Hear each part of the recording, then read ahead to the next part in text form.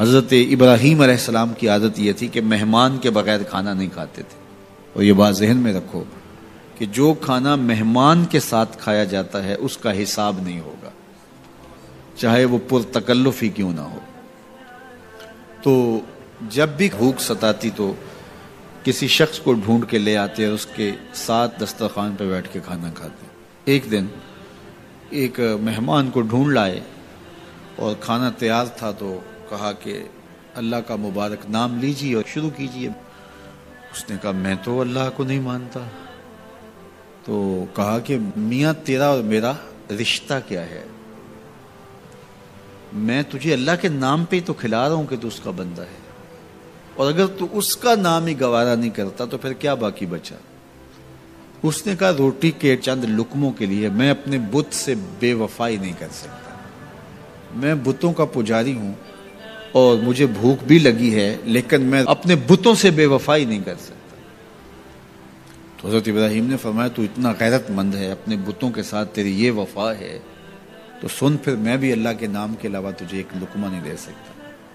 اس نے کہا کوئی بات نہیں، اٹھ کے چلا گیا. وہ چلا گیا تو جبریل آ گئے، رب کا سندیسہ دیا، ابراہیم تو نے میرا بندہ ناراض کر دیا. یا اللہ وہ تیرا بندہ تھا، تیرا نام لینا گوارا نہیں تھا. کہا ابراہیم اس کی عمر کتنی ہوگی؟ مالک 70-80 کے پیٹے میں ہوگا. تو کہا اتنا عرصہ ہو گیا نا کہ میں اس کو دے رہا ہوں، تم ایک دن نہیں کھلا سکے. اب ابراہیم علیہ السلام ان کو ڈھونڈ رہا، وہ پہاڑ چڑھ رہا تھا تو آواز دی او میاں آ جاؤ کھانا ٹھنڈا ہو رہا ہے. اس نے کہا آ جاؤں گا لیکن تمہارے رب کا نام نہیں لوں گا. کہا نہ لینا، آ جاؤ. آیا دسترخوان پہ بیٹھا، کھانا شروع ہوا تو کہنے لگا کہ پہلے تو بڑے غصے میں تھے، جلال میں تھے کہ رب کا نام نہیں لوگے تو کھانا نہیں دوں گا، ایک دم تبدیلی کیسے آ گئی؟ کہا اسی رب کا سندیسہ آیا ہے کہ مجھے بھی تو اتنا عرصہ ہوا کہ دے رہا ہوں، تم ایک دن نہیں دے سکے. تو اس نے کہا تیرا رب اتنا مہربان ہے تو مجھے بھی اس اپنے رب کا غلام بنا لے.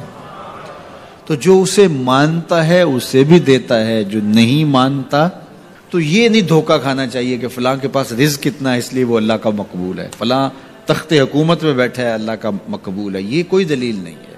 کتنے لوگ ہیں جو اس کے منکر ہیں، اس کے وجود کے منکر ہیں، لیکن اس کے باوجود ان کو اتنا عطا کرتا ہے.